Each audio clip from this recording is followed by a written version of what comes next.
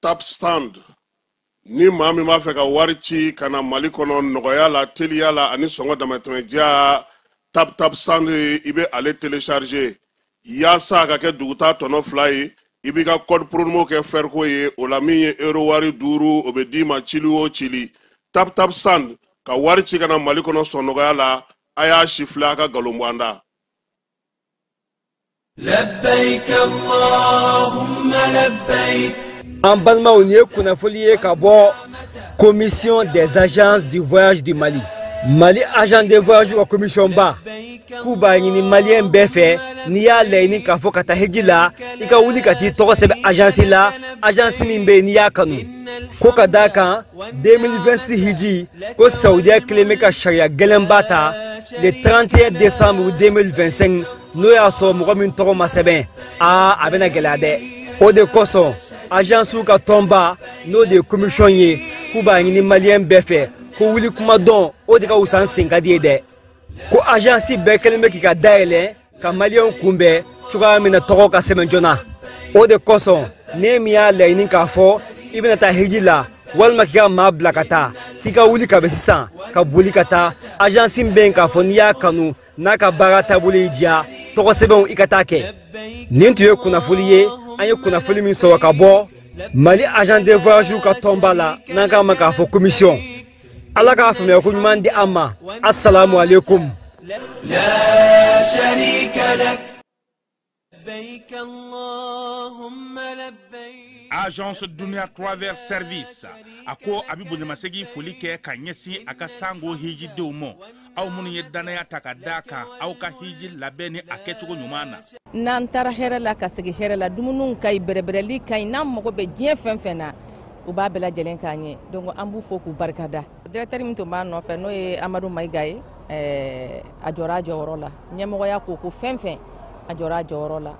kaniso jamo la ka mo berebere ka koto mo tala mo te mindo ka nyeira mo la anyo barade soro dunya la mukele kono ako ka aw bela jele la dunia silame munu me Mali kono ani munu sigiro beno do jiye jamana were umo ka fo sanwere o hiji ni o umura o baraw labe on damne na kaba o mana aw munu ba fe ka hiji ke damu lakana ni basigi kono agence dunia akeme ko fere bela jele tige ka hiji ke jugo nyuma kala on bela jele labe ka bla awnye minyi ka do shiro ni damu ye ka surunya aw ka bato ke yoro la dumuni laki ka sanuma obi tobe ka bla aw ka bolo ka sagana ka wati bela jele la dogotoro jolewon olu be aw no fe hiji ke yoro ani bato ke yoro wera bela jele la yoro be ani wati be baw bolo kuma do o ka busane de singa di agence Dunia Travel Service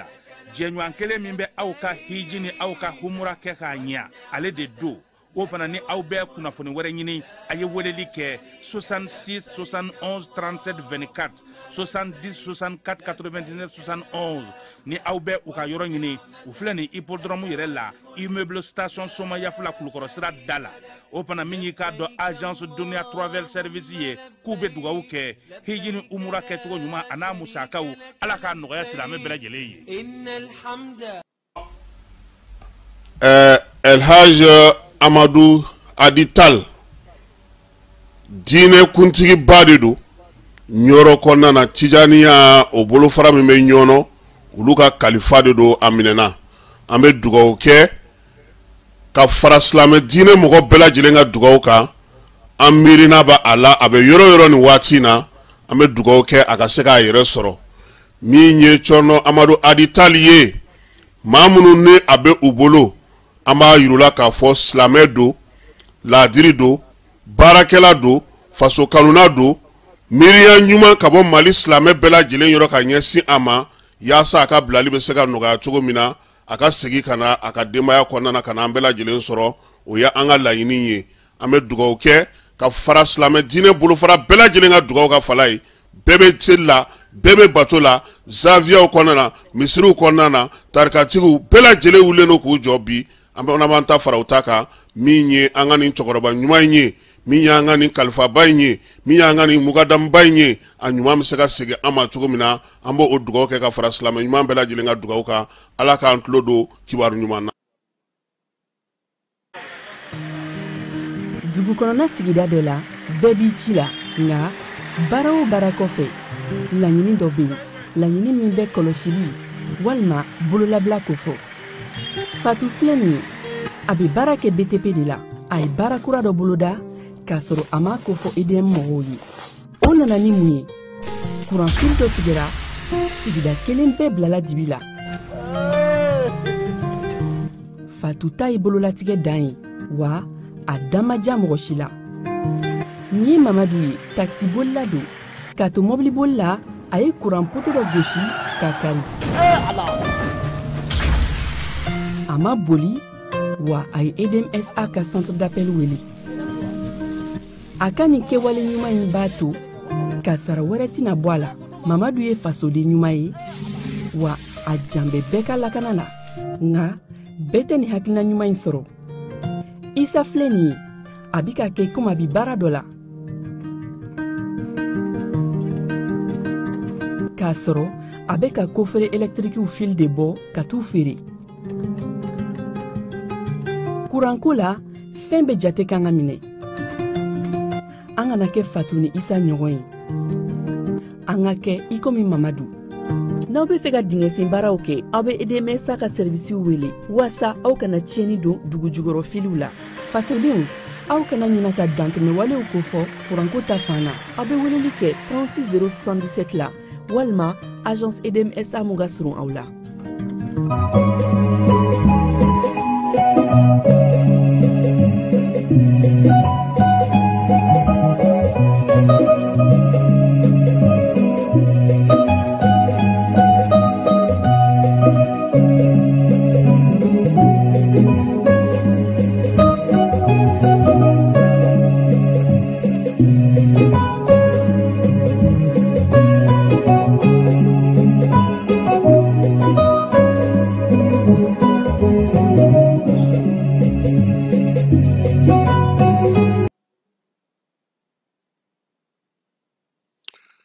an filɛbaaw ni an lamɛnbaaw k'aw bɛɛ lajɛlen fo k'aw bɛɛ lajɛlen waleɲuman dɔn bi ye alamisa ye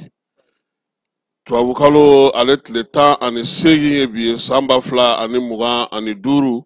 k'aw bɛɛ lajɛlen fo k'aw bɛɛ lajɛlen waleɲuman dɔn Keba Jalo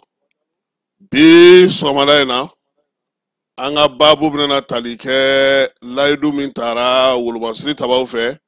ka ɲɛsi jagokɛlaw ma kɛrɛnkɛrɛnnenya la minnu bɛ taa taji ta kɔkan ka na o baaraw olu daminɛna ka ban n'an bɔra yen an ka wasabulo n'o ye furancɛla wasabulo ɲɛmaa ye Maliki Jaw général de corps d'armée nin waati in na ale bɛ Burukinakaw fɛ yen Ismaël Wage dɔgɔkun kelen min sigilen don bɛn ni kelenya hukumu kɔnɔna n'o ta ko 4nan ye nin ye o baara dɔw tun bɛ sen na e yɛrɛ Keba Jalo e taara o kɛnɛw kan an ka jamana kɔnɔna na fana ekɔli ta ko kuma bɛ sen na ekɔli ta zen ta bisibasa cayalen don kosɛbɛ dɛ Keba ekɔli mɛtiri minnu bɛ yen n'olu tɔgɔ bɔra ko in na n'u ka saraw tigɛlen olu kɛlen don k'u ka dimi yira yɔrɔ caman na yaasa o ko bɛ se ka ɲɛnabɔ cogo min ekɔli mɛtiriw kɔni ko sa ko sigi ka fɔ k'o ka kɛ yɔrɔsokaw fɛ yen min ye kifoso ye kɛrɛnkɛrɛnnenya la sa olu y'a yira sa k'a fɔ ko u ka yɔrɔ kɔnɔna bi siraba mun bɛ yen sira in tiɲɛna kosɛbɛ nka olu yɛrɛ ma sigi koyi denmisɛnninw wulila k'u jɔ u yɛrɛ bɛ ka sira in ale sɛbɛkɔrɔ dilan yaasa baara bɛ se ka kɛ a la cogo min na min ye APDP maaw ye baɲumankɛtɔn min b'an ka jamana kɔnɔ n'o ye baarakɛla tɔgɔ ye n'a fɔ ma ko GW Teki olu ni APDP maaw fana ye ɲɔgɔn ye Keba ko kafi y'i bolo fa k'a to dɛ maa min bɛna Coupe d'Afrique ta ɲinan e ko dollar wari 7 t'i ta ye fiyewu min mana dasi k'o ta ye 4 ye nin ye ko faralen ko ka sa dɛ Faransi bi tile kɔnɔna na ko baara tɛ yen fiyewu grève générale ko de bɛ yen Keba kɔni sɔmina min na u ka Faransi télévision minnu bɛ jɛn ninnu bɔ u y'a bɛɛ tigɛ ka bɔ canal ka sɔgɔmada in na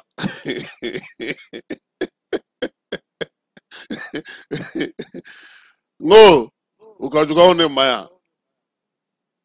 ja fɛn fɛn b'a bɔ directement na u y'a tilancɛ bɛɛ tigɛ ka bɔ canal ka sɔgɔmada in na anw kɔni fan fɛ yan ne kun ɲɛna ko n ka télé don n ye maa wɛrɛw wele olu ko ko an tɛna télévision tɔgɔ fɔ sa nka hakilima bɛ kulu kun jamana dɔ fuga ye Donald Trump min ye Zelensky ye ale bɛ k'a ɲin'a fɔ k'a ka kantigɛ da f'a ye Keba n'a bɛ n'u dɛmɛ tiɲɛ yɛrɛ la ka ɲangini ta ka ɲɛsin irisi ma n'a tɛna n'a kɛ k'a k'a fɔ a ye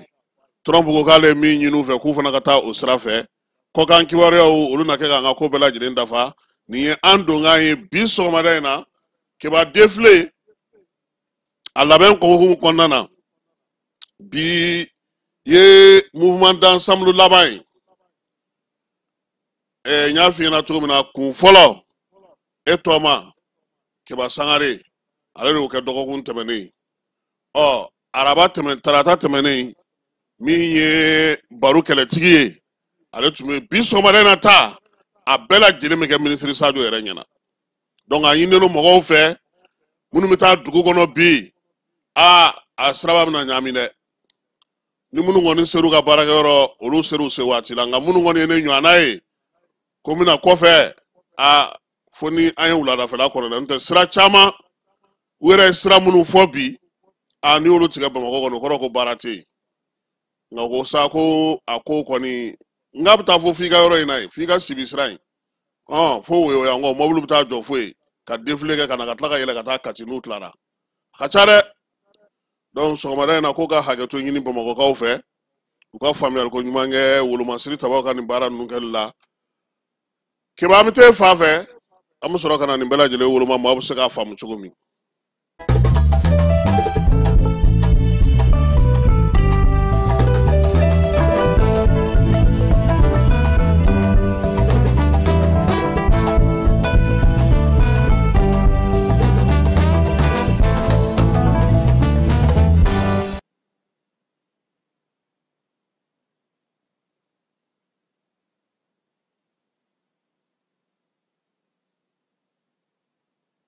Bamananw ko ko dugubila ka fisa laada wuli ye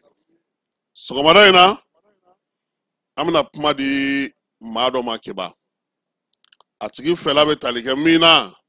o ye polisilakaw ka baara ye n'o ye patrouille ye patrouille yɛrɛ fan sugu bɛɛ don nka an balimakɛ a ye min fɔ an ka jɛ an ka ale ka laseliw lamɛn yanni an ka na n'an ka kunnafoni tɔw ye. Ne kɔni min jateminɛ jamana ko in na kasi u ka patrouille la poste ninnu wala u tɛ baara la n'a fɔra a bɛ digi mɔgɔ la dɛ a bɛ digi a kɛbagaw la minnu bɛ baara la parce que ko mana kɛ cogo cogo ɲuman kelen kelenw b'a la ne m'a faamu mais a ɲuman minnu bɛ an kan t'olu ma jugumakɛla ninnu n'a digir'o la a ka ɲi u ka se ka tile patrouille la surtout n kana quartier fɔ arrondissement minnu bɛ patrouille sufɛ tɛ foyi la quarante ko quarante dun tɛ ka sɔrɔ. Aw b'a dɔn quarante tɛ ka sɔrɔ u bɛ ka mɔgɔ tɔɔrɔ quarante ko la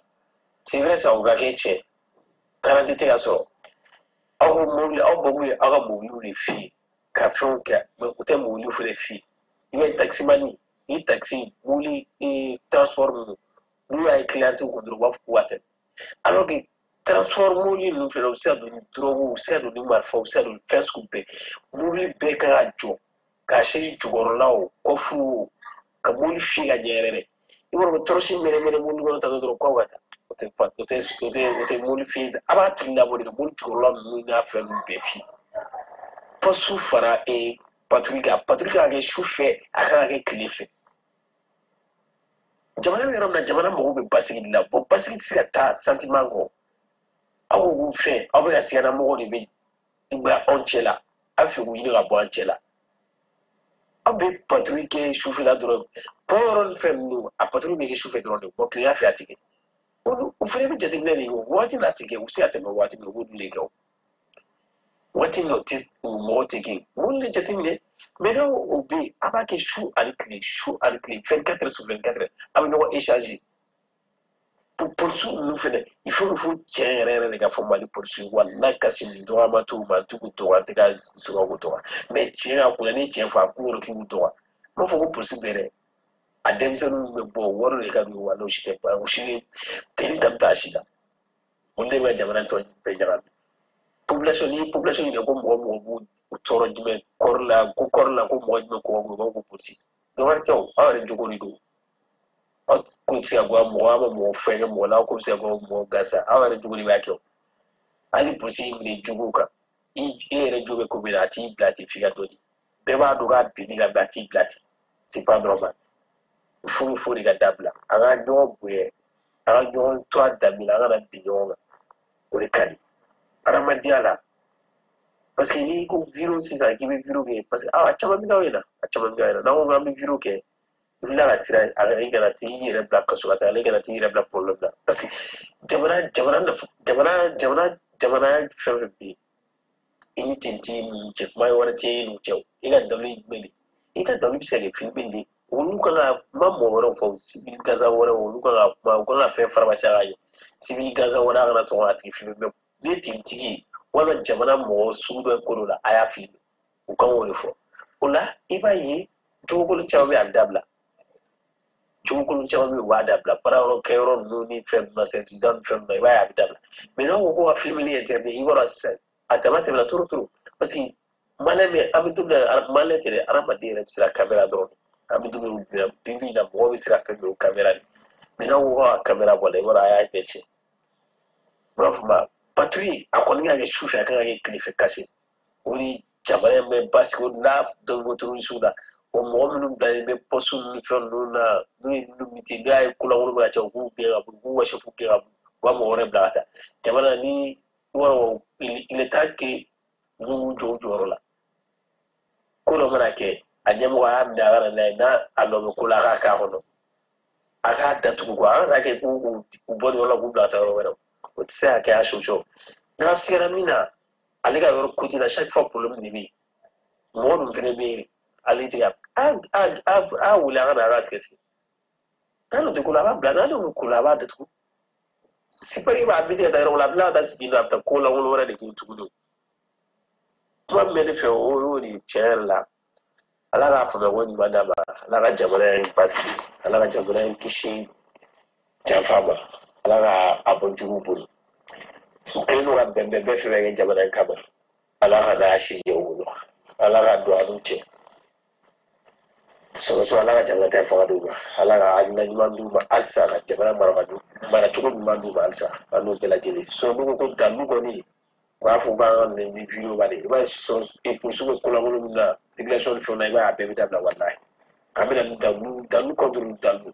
parce que i b'a olu bɛ dugu kɔnɔ olu tɛ caman olu bɛ sanfɛ olu tɛ caman mɛ an minnu bɛ dugu ma an bɛ dugu cɛ an bɛ bɔ an b'a dɔn ko bɛɛ passé hali souvent kuma dɔ polisiw b'i lajɔ ko dɔ kɔrɔ n'i lajɔ papier la wari de y'an ka don a tant que porteur i kan k'o fɔ i ka baara ɲini i ka baara don i k'a yira mɔgɔ la i ka bɔ i ka baara a caya n'a dɔgɔ i kan ka bɔ olu de kɛ. ayiwa nin ye an ka nɛgɛjuru sira labilalen bi sɔgɔmada in na a sera an terikɛw ma dɛ kɛba nka ko bɛɛ n'a a kɛcogo don an b'a ɲini u fɛ u ka dɔ fara cɛsiri yaasa dugudenw bɛ se ka wasa cogo min na baara in na o bɛ sɔn ka ɲɛ kosɛbɛ an bɛ taa fan fɛ an bɛ sɔrɔ ka na an ka kibaruya tɔw olu kɔnɔna na.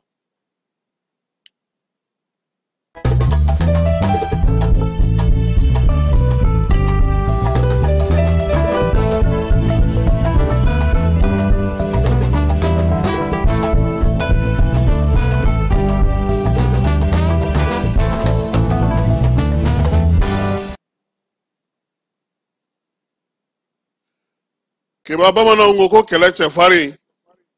o bɛ mada tɔgɔtigi ye waleya mun b'an ka jamana kɔnɔ bi a dogon tɛ maa si la ka sabu kɛ mun ye bɛɛ lajɛlen ye i dungɔta sɔrɔ a la bɛɛ lajɛlen y'i ka hakɛ sɔrɔ a la bɛɛ lajɛlen n'i ka faamuya cogo don a la wa bɛɛ lajɛlen ma k'a lakali i ka lakali cogo la min ye burujalikɛlaw ye olu bɛ k'an buruja minnu ye kuma kolonfɔlaw ye olu bɛ k'u ka kuma kolon fɔ minnu ye jajugubɔlaw ye olu bɛ k'u ka jajuguw bɔ wa min ye fasodenw ye n'o ye jamanadenw ye n'o ye maa minnu y'a faamuya ye olu fana bɛ k'u ka hakilinaw fɔ k'u ka baaraw kɛ keba hakilina fila tun b'an ka sɔrɔ fɛn min na an ka jamana kɔnɔ fiyewu o tun ye nin ye ni diinɛko bɔra a la nka bi an ɲɛ bɛ min na an k'an ka sɔrɔdasiw fo an k'u senkɔrɔma don an k'u kanu an k'u dɛmɛ an k'a yirula k'a fɔ u bɛ baara min na anw b'a dɔn u bɛ min na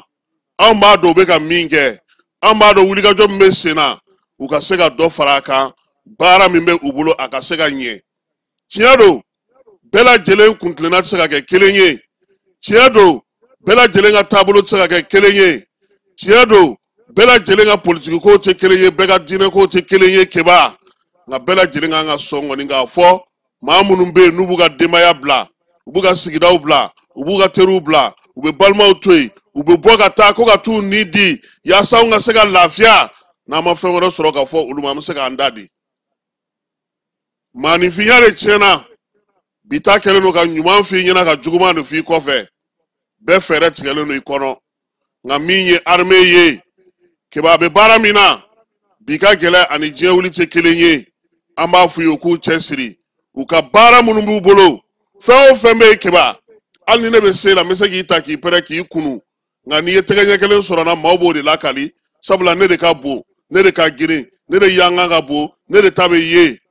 nka ne mana fɛn o fɛn k'e la o tɛ dɔn koba ye o tɛ jate koba ye wa an bɛ nin dabolo de la nin waati in na jamanadenw bɛ ka faamuya kɛ caman ye jajugu cɛrili dabila caman ye kumakolon fɔli dabila caman bɛ ka ɲɔgɔn faamuya bi maaw bɛ ka hakili sɔrɔ k'a dɔn k'a fɔ ko foyi tɛ yen min b'an ka wolomasiri tabaw bɔ wa foyi tɛna k'an bolo min bɛna se k'a lakana ka tɛmɛ ninnu ka keba jamana in n'i y'a ta kɔrɔ n'a kɛɲɛkan n'a bani n'a baba bɛɛ lajɛlen na n'i taara jamana fan o fan a bɛ k'i ɲɛna k'o de ye mali ye mali a ka bon mali a fɛrɛlen mali a lakana a ma nɔgɔn sɔrɔdasi minnu b'an bolo a kelen kelen keba a bɛ se ka maa 40 jɔyɔrɔ baara de kɛ sabula an ka dugukolo bonyali la bɛɛ lajɛlen ko k'u ka ye olu ka yɔrɔ la bɛɛ lajɛlen ko k'u ka olu dɛmɛ bɛɛ lajɛlen ko k'u ka se ka olu cɛsiri kɛ ka taa olu ka fan fɛ nka min bɛ se ka kɛ nin waati in na o ye ka maaninfin yɛrɛ i yɛrɛ k'a dɔn k'a fɔ ko ja ne yɛrɛ bakun bɛ se ka ko kɛ e bɛ se ka mun kɛ bi o ye ka kibaruya sanumanw di e bɛ se ka mun kɛ bi ka siganamaw kofɔ e bɛ se ka mun kɛ bi i ka telefɔni na ka kibaruya ɲumanw di ka senkɔrɔma dondonni kɛ ka wulikajɔ kɛ k'i ban pewu kuma jatigintanw ja jatigintanw fɛn bɔyɔrɔntanw i ka se ka olu dogo waleya minnu kɛra ka tɛmɛ ka ji da olu sɛnɛ kan i n'a fɔ kidali kɔnɔ don agɛli kɔnɔ taga min ye tesali ci ye ka taa se buresa ma menaka ni gawo ka taa se an ka jamana fan caman ma bi armée ye fɛn minnu kɛ an ka o tanu k'u wale ɲuman dɔn k'a yirula k'a fɔ u bɛ min na an b'a dɔn min n'o kɛba a ma nɔgɔn dɛ e ni ne bɛ daga sunɔgɔba la yan an lafiyalen don nka o t'olu ye dɛ su ni tile a bɛ fɔ ko ataki kɛra yen fɛ u b'a dɔn k'a fɔ min bɛ yen u bɛ tila ka bɔ ka taa sabula u ka kalikan don an k'an jija an k'o senkɔrɔma don don dɔgɔkun tɛmɛnen k'o gɛlɛyara kɛba an kana an dogo ɲɔgɔn na an ka wolomasiri tabaw ye wulikajɔba dɔ kɛ yaasa ka se ka na ni tajiw ye an ka jamana kɔnɔ bin taara kɛ an kan an ka sɔrɔdasiw y'u jɔ u jɔyɔrɔ la kosɛbɛ ka se ka baara sigi sen kan min b'a to a ko bɛ se ka ɲɛnabɔ hukumu kɔnɔna na sa chef d'exploitation état major kɔnɔna na min ɲɛsinnen don kɛlɛw yɛrɛ taacogo n'u nacogo ma n'o y'an ka magan ye général magan jara magan alasani jara a ko ko foyi ma bɔ sɛdennin sɔngɔ la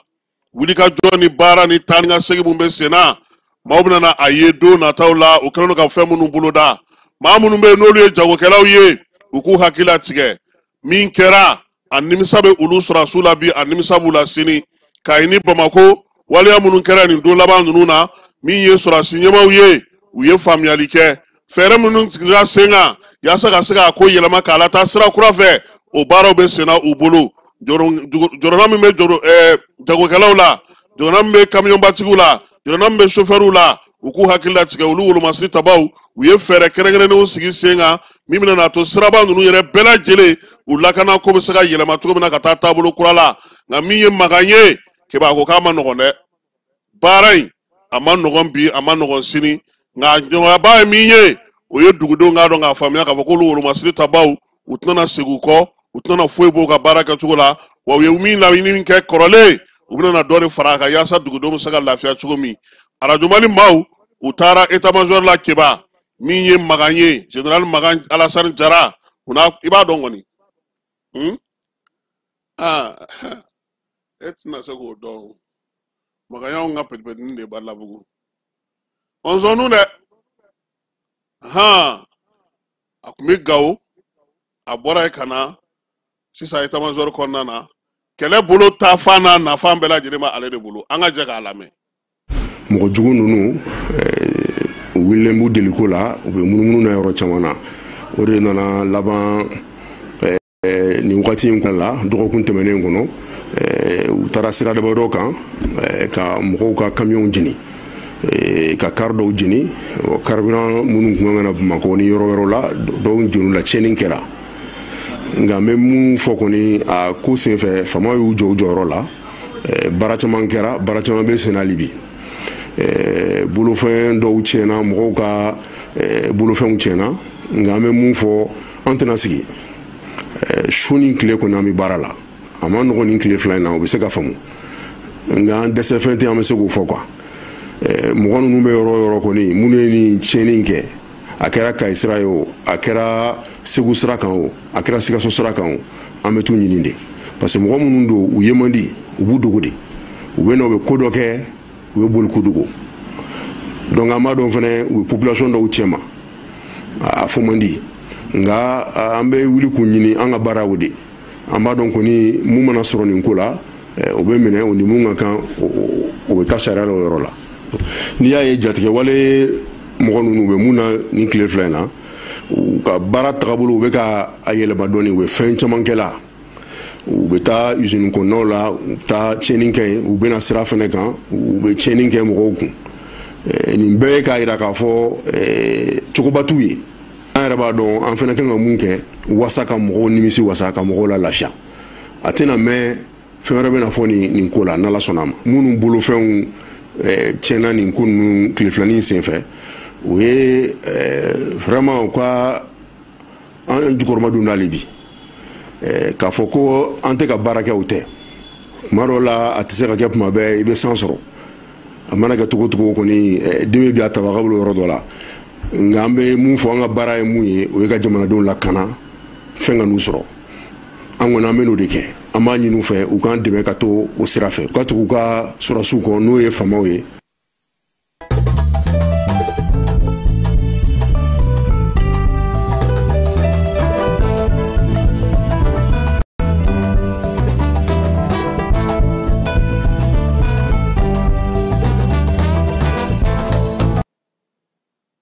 Ayiwa Keba Énergie de Mali maaw ko k'a da Bamakɔ kin damadɔ tulo kan n'o ye sirakɔrɔkaw ye ani aw fanfɛla ninnu ka taa se Jelibugu yanfanw ma ko kurantigɛ a bɛna kɛ olu yɔrɔ la bi k'a daminɛ nɛgɛ kanɲɛ 9 ka taa bila nɛgɛ kanɲɛ 16 la Keba kurantigɛ in kun tɛ dɔwɛrɛ ye dɛ yiriw de bɛna tigɛ pour que énergie ka filiw u ka se ka fɛrɛ donc yiri tigɛ ale ni kuran se ka taa ɲɔgɔn fɛ sabula yiri minnu don a yiri dɔw janyalen don kosɛbɛ u bɛna o baara de kɛ wa kununko an ye min fɔ fana Keba énergie tajiw donna ala barika la u sera Bamakɔ kuran dɔw farala a heure ka yɔrɔ dɔw la mɔgɔ dɔw y'a la kɔlɔsi nka baara tɔ bɛ sen na sabula citerne tɔw kan ka don kun fɔlɔ kɔni bɛɛ lajɛlen sera Bamakɔ ka ban kuran heure falenna yɔrɔ dɔw la nka kinɔw ta ma falen fɔlɔ nka bɛɛ lajɛlen bɛna sigi sen kan ka bɛn ni dɔgɔkun in bɛɛ lajɛlen kɔnɔna ye an ye kibaruya sɔrɔ cogo min na ka bɔ énergie ale soba yɔrɔ baara min bɛ ka kɛ nin waati in na basigi a bɛ se ka na cogo min na ani kuranko maaw bɛ se k'a sɔrɔ cogo min na ka baara kɛ Jan Sidibe an b'a fɔ min ye secrétaire général ye ani Adu taara dɛ Adu taara retraite la ale kɔni ka retraite waati sera a fana mɛnna yɔrɔ in na dɛ Keba Adu mɛnna ye dɛ an b'u fɔ u ka baara kɛ cogo ɲuman na ale ni Sidiki Ture olu y'anw ka maaw ye ani Jalo ninnu Onzonu ani Kari ninnu olu y'anw ka syndicat secrétaire général an b'a fɔ kosɛbɛ parce que waati in na olu ye ministre terikɛw de ye maaw kɛ maaw ka mɔgɔw de olu ye Keba n'i taara baarakɛyɔrɔ la n'i ye ɲɛmɔgɔ ye i jija ni syndicat ka bɛn n'i bɛ fɛ baara ka ɲɛ i bolo i ni syndicat k'a bolo di ɲɔgɔn ma hali n'a bɛna tiɲɛ baarakɛlaw yɛrɛ bɛ kɔn ka e yɛrɛ dɛmɛ i ka baara bɛ se ka ɲɛ i bolo nka n'i nana k'i ɲɛsin syndicat ma ayiwa olu de kɔni ye baarakɛlaw ye dɛ donc an bɛ énergie maaw fo wulikajɔ ni timinandiya la a ma nɔgɔn don bɛɛ lajɛlen se ka diya i n'a fɔ Makan bɔra cogo min na k'a fɔ sisan den bɛ bi a tabaga de bolo ala k'a ɲɛ ka d'u ma yaasa ka se ka Kulukorokaw lafiya Keba kamiyɔnba minnu bɛ tɛmɛ Kulukoro u kun y'u don heure n'u bɔ heure k'olu falen ni waati na sa ko sɔnɔgɔya nana don o la kunungo min ye Tamura ye ni ale ye Kulukoro mɛrɛ ye a ko sa ko nɛgɛ kanɲɛ 19 ka taa se nɛgɛ kanɲɛ 10 ma min ye baara in ye ale bɛ se ka kɛ Kulukoro min ye kibaruya in ye maire ye a kɛ bataki min n'a cira Kulukoro bɛɛ lajɛlen ma ani k'a bila ka radio so bɛɛ lajɛlen na wala in bɛ tali kɛ sa min ye cɛncɛnbɔlaw ye u ni bɛlɛcɛlaw u caman de wulila k'u jɔ sa k'a jira k'a fɔ ko k'a bɛ ka degun don olu ka dayirimɛ ko la mairie ale fana ye faamuyali k'a ko la sa k'a jira sa k'a fɔ ko ko k'a lajɛ min ye nɛgɛ kanɲɛ 19 ye ka taa se nɛgɛ kanɲɛ 10 ma u bɛ se k'u ka bɔliw n'u ka taa ni ka seginw kɛ o kɔnɔna na Kulukoro kɔnɔna na yaasa baara in a bɛ se ka ɲɛ cogo min na bɛɛ lajɛlen ka se k'i ka hakɛw olu sɔrɔ kiba an bɛ taa Burukinakaw fɛ yen général de corps d'armée Maliki Jaw n'ale ye CNT ɲɛmaa ye ale sera yen kabini kunungo nin kalo in tile 17 Wagadugukaw fɛ yen a kunbɛnna maa min fɛ sa o ye dɔnnifa Usumani Buguna ye Usumani Buguma ale de fana ye yen wasabulo furancɛla wasabulo o ɲɛmaa ye ale bolo n'o ye assemblée législative de transition ye taali in bɛ tali kɛ min na sa bi kalo in tile 18 ani sini kalo tile 19 kɛba sɛbɛn kɛrɛnkɛrɛnnen minnu bɛ yen n'olu kan ka kɛ furancɛla wasabulo ninnu bolo k'u ka baarakɛlaw ye AES hukumu kɔnɔna na o baara de bɛna taa kɛ sigi Burukinakaw fɛ yen Maliki Jaw a y'u fo k'u waleɲuman dɔn a bisimila ko ɲuman na a selila Wagadugu kɔnɔna na maliden minnu fana bɛ yen k'olu fana fo min ye AES jamanaw bɛɛ lajɛlen k'u fo a y'a jira sa k'u ka baara in kɛkun ye sariya minnu bɛna ta jamana 3 in bɛɛ lajɛlen kɔnɔna na a baara bɛ se ka sigi sen kelen kan cogo min na a ka kɛ sariyakisɛw ye sariyakisɛ min bɛ fisaya kosɛbɛ jamanadenw ma baara ale kɛkun ye o ye n'an bɔra général de corps d'armée dɔ la an bɛna na général de corps d'armée wɛrɛ la tuguni kɛba min ye bɛn ni kelenya tɔgɔ la dɔgɔkun min sigilen don sen kan ni o bɛ tali kɛ Sénar la sa a tako 4nan tɛ nin sa wa o hukumu kɔnɔna na sa yaasa ka se ka kalan kɛ maaw kunna u tun ye ɲɔgɔndan fitinin kɛ min ye kanko ta fanfɛla la maaw k'u kumakan bila ka bɛn ni kelenya k'o kɛ ka baara kɛ aw sera intelligence artificielle de ma ayiwa baara in a kɛra maa mafalenw caman ɲɛna général de corps d'armée Ismaël Wage bɛn ni kelenya ministre ale tun bɛ yen min ye dɔnnifa Mamadu Kone ni ale an ka diinɛ ni bato ministre ye sanayɛlɛ kalanso ministre Burema Kansayi o fana tun bɛ a kɛnɛ kan nin jɛrɛba in kɛkun tun ye mun ye maaninfinw kumakan o bɛ se ka kɛ bɛnkɛla ye cogo di cɛfɔ ni kan bɛ la ka kɛ ni an ka faciyɛw ye ani an ka taali ɲɛw bɔlɔlɔkuraw ta na sira fɛ Keba Jalo e tun ye min sɔrɔ yen an tɛ jɔ k'o filɛ. An y'a ye k'a fɔ ko fɛn fila bɛ se ka ɲɔgɔn sɔrɔ o ye an ka culture ye ka exprimer musique fɛ ani technologie formation kun tun b'o de kan ka jira k'a fɔ ko ni intelligence artificielle utilisée sisan i bɛ se ka ko caman kɛ n'a ye mais nin waatinin na a labɛnna ka utiliser k'an ka culture kunbɛn u jɛra ka baara kɛ ka jira k'a fɔ ko réconciliation paix ani cohésion sociale olu bɛ se ka labɛn ni ninnu fila ka jɛ la an ye morceau minnu lamɛn u rythme instrument minnu utilisera kuma minnu b'a kɔnɔ olu bɛɛ bɛ message de véhiculer k'a fɔ ko an ka jamana mago bɛ réconciliation na an ka jamana mago bɛ paix la an ka jamana mago bɛ cohésion sociale la an bɛɛ lajɛlen bɛ an bolo di ɲɔgɔn ma ka baara kɛ ka ɲɛsin o ma parce que o de ye an bɛɛ lajɛlen ka objectif ye donc intelligence artificielle an kan ka an jija ka baara kɛ n'a ye kosɛbɛ parce que ɲɛta sira de don n ka intervention na n y'a jiran k'a fɔ ko valeur b'an bolo principe b'an bolo an bɛ se ka minnu labɛn ni intelligence artificielle ye ka bɔ ni an ka jamana kɔnɔ ka olu universalité ka taa fan wɛrɛ la parce que fɛn dɔw b'an bolo min tɛ tɔw bolo a ka d'u ye u k'a dɔn mais n'u y'a ta k'a sɔrɔ an ma taa n'a ye a bɛ kɛ olu ta ye voilà donc an k'an jija an k'an bolo di ɲɔgɔn ma an ka baara kɛ ni an ka valeur ye parce que olu de b'a to an ka ɲinita ye min ye réconciliation ye min ye paix ye min ye cohésion ye an bɛ se k'u labɛn ni an yɛrɛ ka effort ye an ka jamana kɔnɔ hakɛtɔ bɛ nin kan sallallahu alaihi wasallam.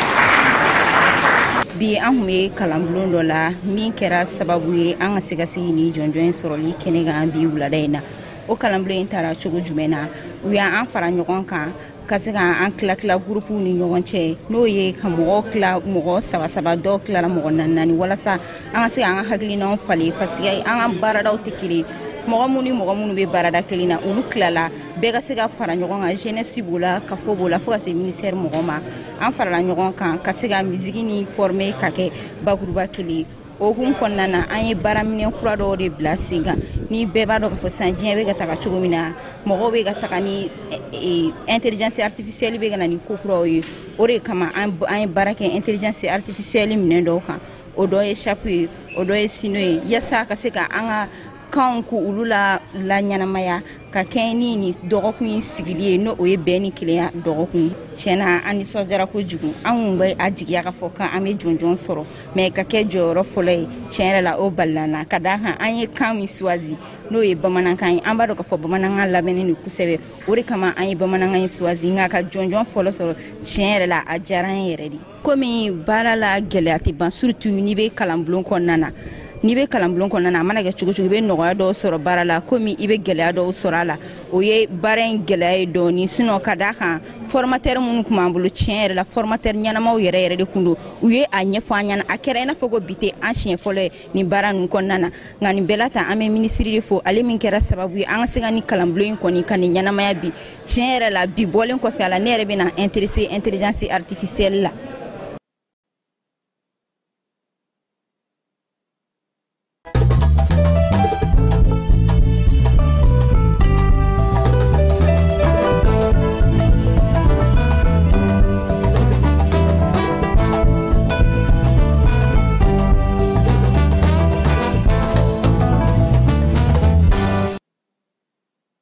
Ayiwa an bɛ taa Segu douane section de recherche maaw olu ye wuli ka jɔ kɛ ko kura tuguni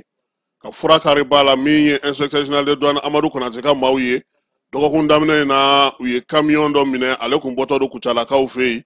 drogue min bɛ n'a fɔ a ma ko cannabis o kɔni 178 o de kun dogolen don tulubudɔn kɔnɔna na min ye waleya in ye a kɔni bɛ bingali ni ŋanamu o ko fɔ nka douanelakaw ka sɔmi de janyana kosɛbɛ u ye hakilila jagabɔ minnu kɛ an'u ye miiri minnu kɛ ka se ka ɲɛsin u yɛrɛ ka baara kɛcogo ma o y'a to sira k'u tɛgɛ da nin camion in kan min ye Segu douane maaw ye nin t'u siɲɛ fɔlɔ ye mamuli caman bɛ yen ale ni bingalikɛla caman bɛ yen ni namaratɔ caman bɛ yen u mana se Segukaw kɔni fɛ yen wulikajɔ ani cɛsiri min bɛ Segu douane bolo bi u b'a to u bɛ se k'u tɛgɛ da o kan sabula baara in u bɛ nɔnfɔn bɔ k'a la kabini yɔrɔ jan ka jateminɛ kɛ mɔbiliw ninnu nacogo n'u kɛcogow la sigana minnu bɛ yen an'olu yɛrɛ bɛ lakɔlɔsili minnu kɛ u b'a to u bɛ se k'u bolo da ni mɔbili ninnu caman kan min ye inspecteur général de douane Amadu Konate n'a ka cɛdenw ko k'u fo nin yɔrɔ in na baara kɛcogo ɲuman na Gawokaw fɛ yen madarasa minnu bɛ yen sa ni olu kun datugura olu ɲɛmaaw u y'olu wele ka na kalan kɛ olu kunna sa min ye min bɛ se k'a to u ka kalan kɛcogo bɛ se ka ɲɛ cogo min na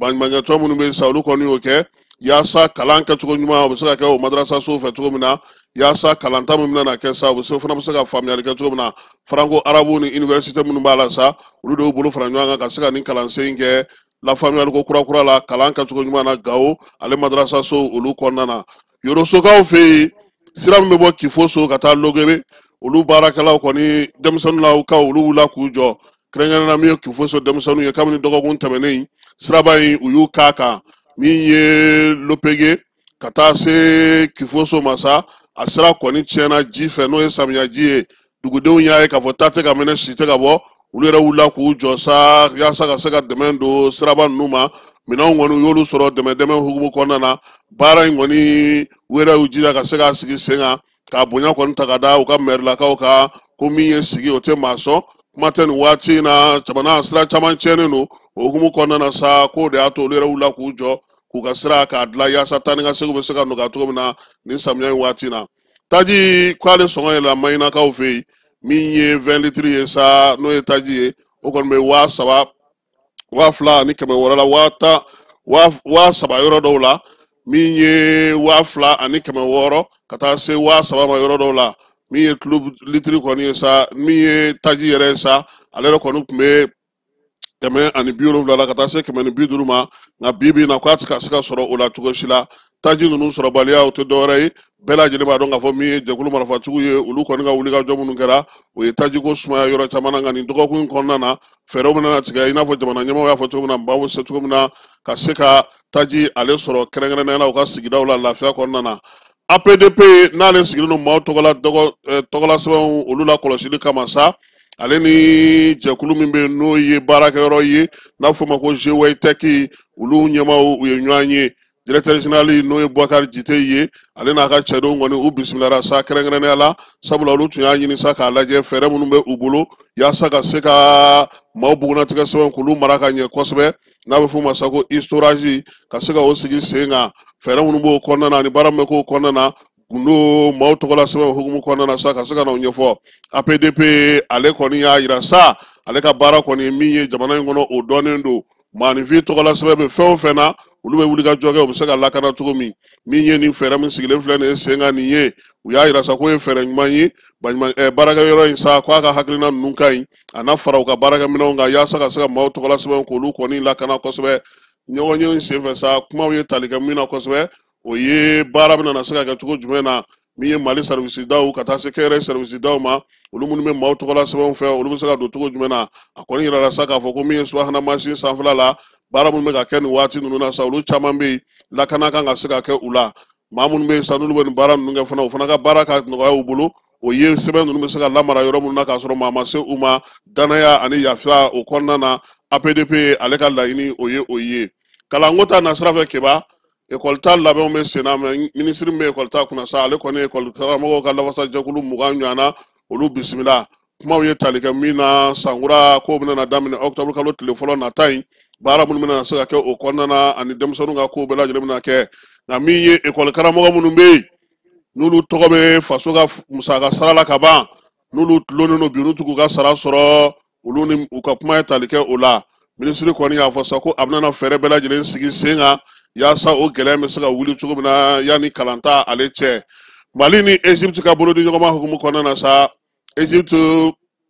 lasigiden b'an ka jamana kɔnɔ ale taara bɔ minisiri Mamudu Kasoge ye min ye ambassadeur kura in ye sa n'o ye Egypte ta ye a kɔni ye nin waleya in kɛ sa k'a jira k'a fɔ ko kabini ale kɔni sugandira ka na an ka jamana kɔnɔ a nana sa a bɛ ka kuma maaw fɛ yaasa bolo di ɲɔgɔnma bɛ se ka sinsin cogo min na minisiri min bɛ sariya ko kunna o bisimilali o ye diyagoya ye sabula n'i bɛ don jamana o jamana kɔnɔ i kan ka sariyaw dɔn baara minnu kan ka kɛ olu bɛ kɛ cogo min na kɛrɛnkɛrɛnnenya la Mali yɛrɛ kɛlen don ka fɛɛrɛ minnu sigi sen kan sa min ye kɛnɛyako ta nasira fɛ bamanancolen juguwale kɛbaaw ka nasira fɛ kalanko sɛnɛko tajiko ka taa se min ye sobaw jɔli ma ale ni bolola baarakɛlaw ka taa se seko ni dɔnko ma diinɛ ni batoko u da donna nin bɛɛ la Mamudu Kasoge kɔni y'a yira la sa ko a bɛ maa kofɔlen a b'a fɔ k'a waleɲuman dɔn ale sugandili la ka n'a ɲininka sariya minnu bɛ an ka jamanaw kɔnɔ na ni baara bɛ ka se ka kɛ cogo min na Mali ni Egypte ni ɲɔgɔn cɛ sariya ko ta nasira fɛ o bɛɛ lajɛlen o ɲɛfɔra min ye lajɛ kɛrɛnkɛrɛnnen ye lajɛ min n'o bɛ tali kɛ au conseil malien de l'extérieur la ale ni CSDM ɲɛmaa kura n'o ye Bayidi Darame ye olu ye baro sigi kɛ kununko baro sigi bɛ tali kɛ mun na sa jɛkulu fila min na baara jumɛn kɛ bɛn ni kelenya kɔnɔna na i n'a fɔ ɲɛmaaw y'a ɲini cogo min Keba Jalo ale ye min sɔrɔ kɛnɛ kan an ka jɛk'o fana filɛ bi conférence in kun ye min ye a bɛ wagati jan bɔ a fɔra ko mankan bɛ malien de l'extérieur malien minnu sigilen maliden minnu sigilen bɛ kɔ kan bon ko mankan b'u ni ɲɔgɔn cɛ mais à vrai dire mankan in a yɔrɔ dɔnna a kun dɔnna a tigi dɔnna donc mankan tun bɛ 16e mɔgɔw dɔrɔn ni ɲɔgɔn cɛ bon mankan in tun bɛ bɔla fankelen mankan fankelenma don a tun bɛ bɔla mɔgɔ dɔ de yɔrɔ min bɛ bɔ don o don ka t'i sigi télé la ka kuma caman fɔ ka jamana ɲɛmɔgɔw dɔgɔya ka mɔgɔw dɔgɔya ale tɛ balo foyi la ni accusation tɛ bon problème n'o ye 16e président Mohamed Cherif Aïdara donc problème tun b'olu yɛrɛ dama de ni ɲɔgɔn cɛ anw au niveau du haut conseil anw tɛ se ka an da don o la bon ala nana k'i ye ɲɔgɔn sama ka taa se fo tribunal la cour suprême ye décision bɔ a grossi filɛ nin bolo n b'a yira maliyɛnw na pour ceux qui veulent être des légalistes donc a yira k'a fɔ récépissé min tun bɛ Mohamed Cherif Aïdara bolo faux et usage de faux de kun don c'est nul et non avenu Bayidi Darame de reconnu na ka kɛ CSDM président ye donc o kosɔn an ka jamana ɲɛmɔgɔw ye lettre de cadrage la 7e pilier min demandé malien de l'extérieur ou fait coup demain ou investissement na coup demain ou be deguna romuna pour que benbalia ni fait on be boire ni ñonche au cadre konana au conseil président Habib Sila i bolo monobo parce que o de ñinina jamana ñemo fait o de ñinina premier ministre fait o de ñinina ministre des maliens de l'extérieur fait min kelen ka bara abattu malien de l'extérieur ou ka il faut avoir le courage de le dire. Moi, j'ai travaillé avec le ministre, je l'ai vu à l'œuvre. Ni jamana gouvernement est continuation de itise ka fobe ministre de la gauche ka do sankorota mais ne ka wakati kunruni konna na au conseil konna na barala au conseil la ka damne 2023 kana fobila ministre nana e bara ni changement ke dévotion bala yelema mi na do malien ka. Il n'a demandé autre chose que le résultat. Malien ka barake, malien be gelea kono yoro la, al ni malien sara pour la première fois ka wuli ministre kata shuno fe kanana e ale de ake. Donc il faut qu'on trouve le courage aussi. Mérite ka di mogomi barake. Moi j'ai travaillé, nous on a travaillé avec le ministre Anya barake noy. Aba koloshi depuis ministre nana département kuna manga no malien de l'extérieur ni yonche. Bara drone orientation be ni forate foraye i ba sura bi déplacement na malidenw sigilen be rom na ka tu ga degunta ko ɲiningali kɛ donc ala barkala bi ni presse de conférence kun ye ka ira 600 diɲɛ mɔgɔ la 600 mangan temble au conseil ni CSDM ni ɲɔgɔn cɛ bolodi ɲɔgɔnma de be comme toute autre association CSDM bɛ togo min u kana fara association maire kan n'o au conseil ye an ka jɛ k'an bolodi ɲɔgɔnma an ka baara kɛ ɲɔgɔn fɛ. Bon bi conférence kun ba kun yo de ka ira malidenw na ka ira an ɲɛmɔgɔw la ay la ɲini minnu kan fɛ ko an ka communiquer an ka dayɛlɛ bɛɛ ka na o dayɛlɛ de kun ye bi ka an bolo sama ka ɲɛsin malien de l'extérieur bɛɛ lajɛlen ma u kana an ka baara kɛ ɲɔgɔn fɛ. Bon an kɔni an bɛ mun fɔ tare cour suprême n'o ye instance supérieure ye yan justice la a ye décision laban labɔ mois de septembre in na ya bon ne bolo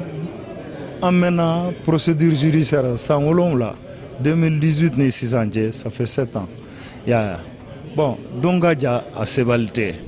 mais anw victoire ni c'est une victoire mesurée c'est pas contre un camp c'est pourquoi an ko an bɛ appel kɛ tɔnjɛn 16e tɔndenw bɛ yɔrɔ yɔrɔ u kana an ka baara kɛ ɲɔgɔn fɛ an jugu tɛ mɔgɔ si ye har minnu tugura Haidara ko u tɛ se ka k'an jugu ye maliyɛnw de don comme nous ya voilà donc ne bolo bon ani au conseil on va travailler ensemble on va faire des actions communes an bɛ baaraw kɛ ɲɔgɔn fɛ projet au ɲɔgɔn fɛ parce que maliyɛnw fana u hakili b'o de la koyi sinon conférence ni kuma caman c'est pas ça n'a aucune importance. Il faut poser des actes. Et les actes, c'est les projets. C'est tout. Il y a un malien de l'extérieur, ou Mogobo de là. Il y a un projet concret, innovant, structurant, où les Maliens intéressés. Et non, Kumachama.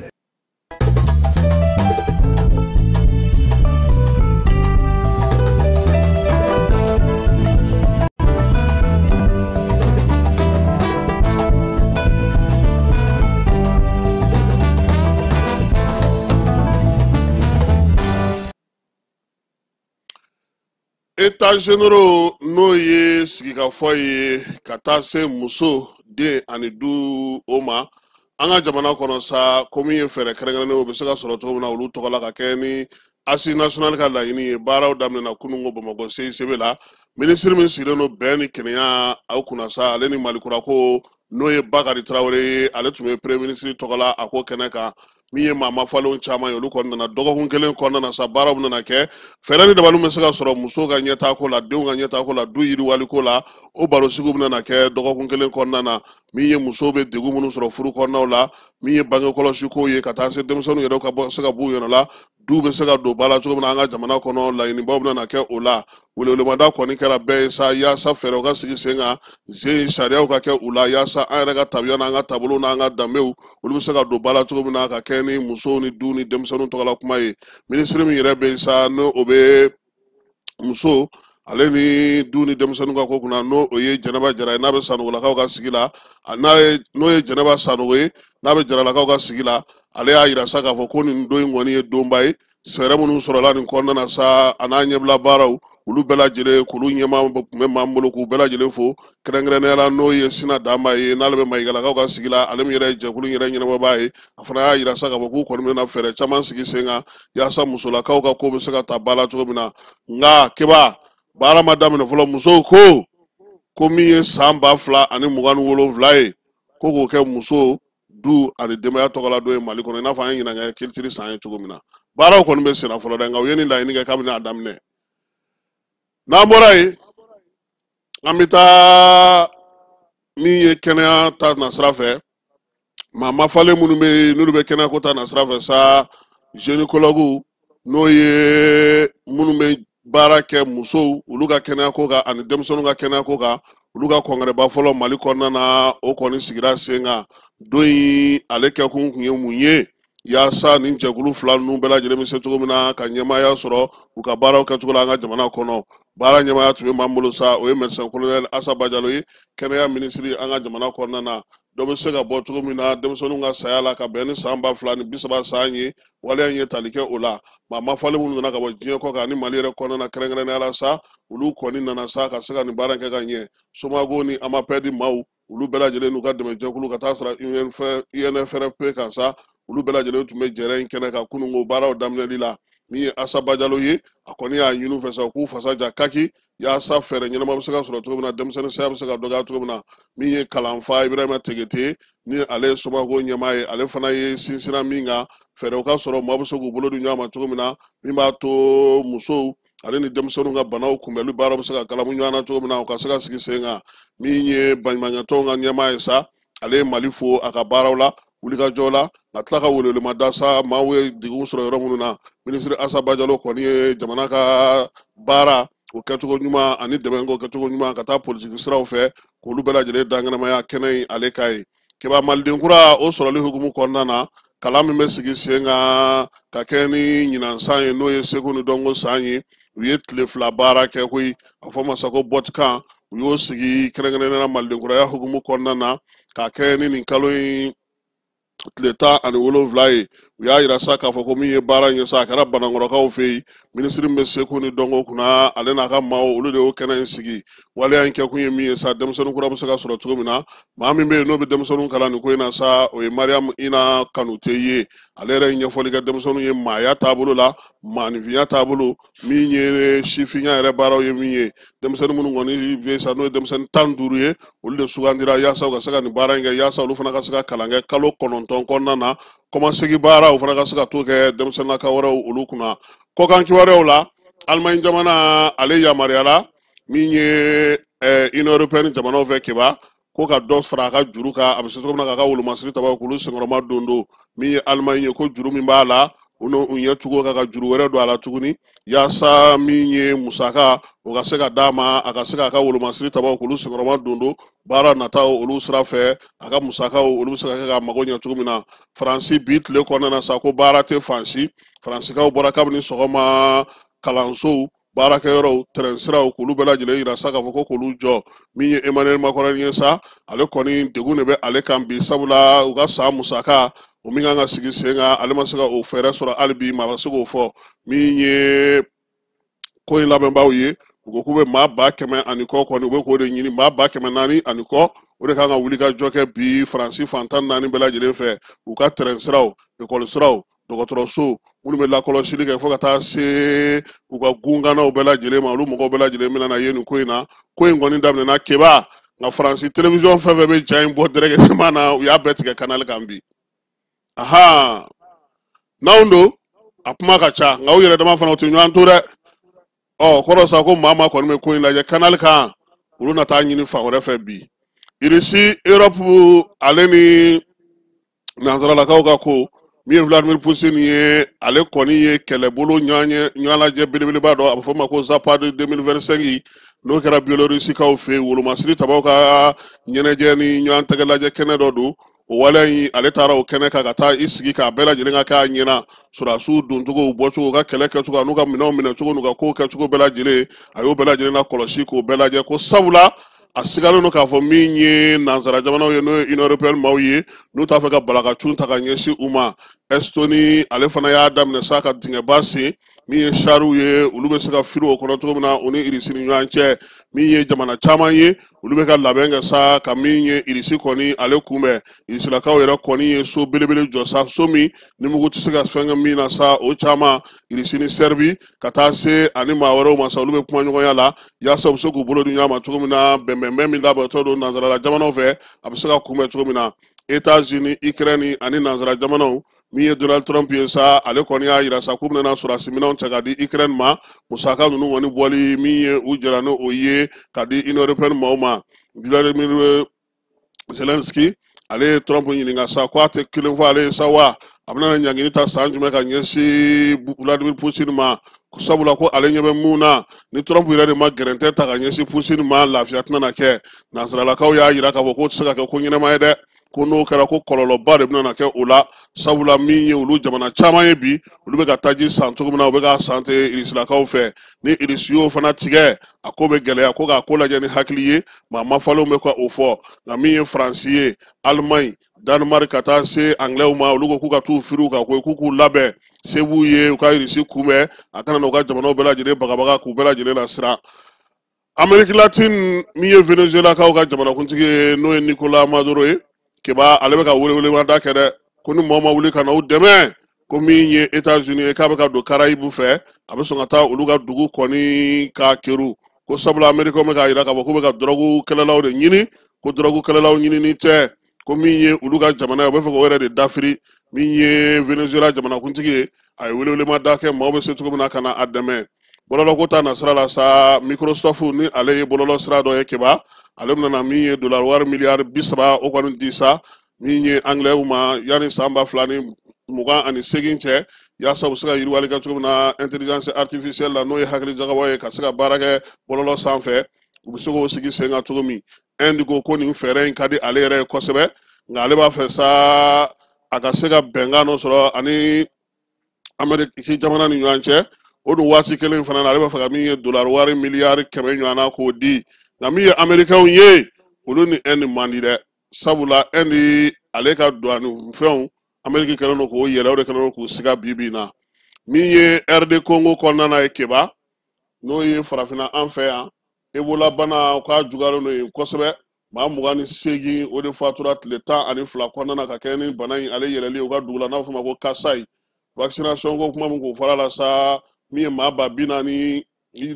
ye k'o kɔni bɛ sen na yaasa ka se k'u dɛmɛ AES jamanaw ka bolo di ɲɔgɔnma ni Sierra Leone k'o bɛ ka sinsin min ye Sierra Leone jamanakuntigi ye n'o ye Julius Maada Bio ye ale bɛ taama la Burkinakaw fɛ yen Wagadugukaw fɛ yen kununko a bisimilara capitaine Ibe ale fɛ a ka faama sigiyɔrɔ la n'o ye Kuluba ye Julius Maada Bio a kɔni nana sa ka na yira Burkinakaw la sa ko olu kɔni b'a fɛ u ka jɛ u ka baara kɛ k'a bɛ fɛ sa min ye bɛn ni kelenya u ka don u ni Burkina jamana ni ɲɔgɔn cɛ ko min b'a yira sa k'a fɔ ko min ye Burkina ye u n'u ka se ka baara kɛ ɲɔgɔn fɛ wolomasiri tabaw ka gun nka taama in ye nin y'a siɲɛ 2nan ye kabini Ibe kɔni sigira fanga la min ye Sierra Leone jamanakuntigi ye ale ka se u ma ka na kuma ɲɔgɔnya sigi u ni ɲɔgɔn cɛ kɛrɛnkɛrɛnnenya la AES jamanaw u n'olu bɛ se k'u bolo di ɲɔgɔn ma cogo min na ka baara kɛ maa kofɔlen a kun bɔra Mali yɛrɛ la Sanna Siningo min ye Asimi ye a n'o fana ye ɲɔgɔn ye nin kuma kelen ninnu ɲɔgɔnnaw olu la Niger ale bɛna dɔ fara a ka sɔrɔ kan Banque mondiale kɔni y'a yira sa k'a fɔ ko 100 sarada la sa 14 buruburu 4 ko min ye u ka PIB k'a bɛ sɔn ka se o ma o la sa kalanko ta nasira fɛ ani baaraba minnu bolo dalen n'u bolo sɛnɛko ta nasira fɛ bɛnkan bɛna se ka sɔrɔ o la u ni Kuyate ka yiriwali tɔn dɔ fɛ min ye Suissekaw ni Turkikaw ye fana u bɛna n'u bolo di ɲɔgɔn ma o la Burkina olu ka sanu tɔni 61 u sera ka o de sɔrɔ san 2024 kɔnɔna na u b'a yira sa ko min ye sanu kɔni ye zen u yɛrɛ sagoya b'u ka sanu na a taali n'a segiliw bɛɛ lajɛlen nka min ye tɔni 61 ye san in kɔnɔ Burkinakaw hakili tun bɛ fɛn ka min ka ca o ye nka sɛgɛsɛgɛliw bɛ sen na sa yaasa k'a lajɛ a ko ale kɛra cogo di nansaralakaw fɛ yen keba farikolo ɲɛnajɛkɛba min bɛ yen n'o ye ndolatila ye Thomas Partey ko ale kɔni ka kiiri kɛra kununko Lɔndurukaw fɛ yen a y'a yira sa ko ale nɔ tɛ ko la koyi a ɲangini ka yira sa ko a kɔni bina muso saba o de ka u ka dugu kɔnɔna ye Coupe d'Afrique min kan ka kɛ Marocains fɛ san 2025 keba n'o bɛ daminɛ décembre kalo tile 21 ka taa bila janvier kalo tile 18 na kafu ale ka Coupe d'Afrique ta ko 35 nan kɛnɛ de do keba ko min ye baara in ye ko a kɛcogo Marocains fɛ musaka ko ta nasara sa ko kafu ɲɛma kɔni ye furabɔ woro ɲɛma pewu musaka ko o sɔrɔli ko la k'a y'a yira sa k'a fɔ ko Zena maa min bɛ kɔni n'o sera ka kɛ champion d'Afrique ni min ye Coupe d'Afrique ta keba min ye dollar wari $7,000,000 o bɛ d'i ma min fana bɛ n'o kɛra filanan ye ni ɲɔgɔnna ma deli ka kɛ fɔlɔ Coupe d'Afrique yɛrɛ la fɔlɔ kɛnɛ ka fɔlɔ ni musaka ɲɔgɔnna ma deli ka di maa min bɛ ni e dasira kɛnɛ ka keba deuxième e ta bɛ kɛ $4,000,000 ye dollar wari la ye min ye maa minnu bɛ sa n'olu kɔni ye demi-finale tan keba olu bɛ $1,000,000 ni tila $1,200,000 ni tila dollar wari la olu b'o sɔrɔ wa équipe fɛn fɛn fana bɛ yen n'o o taara kɛnɛ in ka ye keba donbolo bɛ k'a bɛɛ ka kɛ ni jɔyɔrɔ ye 24 tɛ ala kana an kɛ 24 ye dɔrɔn an tɛ bɔ an ka poule la kana kɛ dɛ a to an ka bɔ poule kɔnɔna an kun tɛ quart de finale la o don ko yen fɛ yan voisin fɛ yan voisin ka coupe de kun y'anw ka coupe ye o ouais an ka bɔlɔntan bon ala ka tile hɛrɛ cɛ ala ka sababu ɲuman kan ye sini kɛra laban ɲuman ala k'a d'a ma ala k'an ka jamana kɛmɛ bɛna na n da don kuma na fu tuguni a tɛ ka bɔlɔntan fura ye ka baara kɛ so de ye Salif Keita ye min fɔ a bɛ baara de kɛ so ka denmisɛnninw dilan hali n'olu feerela ka taa kɔ kan faso tin dɔ bɛ olu la nka taa zanni kelen-kelenw ta san o san nin y'an ka mɔgɔ ye nin ye aw ti baara kɛ so championnat tɛ da la minnu yɛrɛ bɛ championnat ta olu jatelen tɛ jamana yɛrɛ kɔnɔna na minnu yɛrɛ bɛ ka bɔlɔntan ko ɲɛnabɔ olu yɛrɛ bɛ balo bɔlɔntan de la a ka gɛlɛn dɛ n ye équipe dɔ ɲɛmaa mankan mɛn u kan ka jouer compétition africaine na ko super coupe Asimi ko wari min dor'o la k'o kun ka ta ka di olu ma ko o kun b'olu mago ɲɛ fɛn suguya kelen don wa fédération sigikun ye mun ye aw ka tɔnw ye privéw ye mun b'aw bali ka wari ɲini aw yɛrɛ ye coupe Asimi wari ni aw ka nin mun se ɲɔgɔn ma fɛn suguya kelen tɛ aw ye fédération malienne de football de ka mɔgɔw ye aw de bɛ liguw sigi aw de bɛ fɛnw sigi ni wari t'a kɔnɔ fédération ye lettre caman ko wari t'a bolo ka d'aw ma aw bɛ kɛlɛ de kɛ yen aw ka hakɛ min bɛ aw k'o sɔrɔ mais super coupe Asimi ye mun k'aw la a kuma ma nɔgɔya dɛ an bɛ dugawu kɛ ala ka an sɔn sababu ɲuman na kɛba sɔgɔmada na taa k'o jɔ yan ka bɛɛ fo ka bɛɛ wale ɲuman dɔn ni aw tɛ k'a ka tɔnw labɛn k'a ka tɔnw sigi sen kelen kan ka baara kɛ ni jɛlenya ye joueurs bɛ feere san o san aw t'o ɲɛfɔ maa ye aw bɛ compétition africaine kɛ musakaw bɛ d'aw ma aw ka sew n'a ka fɛnw na aw t'o fɔ maa ye hali a wari tɛ tɛmɛ trésor fɛ a bɛ don aw ka compte kɔnɔ directement jamana bɛna mun fɔ aw ye c'est comme ça ni agent de voyage ko k'an taatɔ don Makan gouvernement ɲ'a ma gouvernement bɛ se ka ɲɛ agent de voyage bɛɛ ma kɛnyɛrɛyew de don kɛnyɛrɛye diya de y'o ye ala ka tile hɛrɛ caya. an ka ɲɔgɔn dɛmɛ ka binkɛnikɛlaw ni maafalaw ni walijugutigilamɔgɔw kɛlɛ a y'anw dɛmɛ an k'aw dɛmɛ ka binkɛnikɛlaw ni maafalaw ni walijugutigilamɔgɔw kɛlɛ n'a ye kunnafoni sɔrɔ binkɛnikɛlaw ni maafalaw ni walijugutigilamɔgɔw kan a ye nɛgɛjuru ci dɛmɛso la nɛgɛjuru sira fɛ wari tɛ sara min na 80 00 11 20 walima 80 00 11 22 walima 98 17 36 75 ngo 98 17 36 45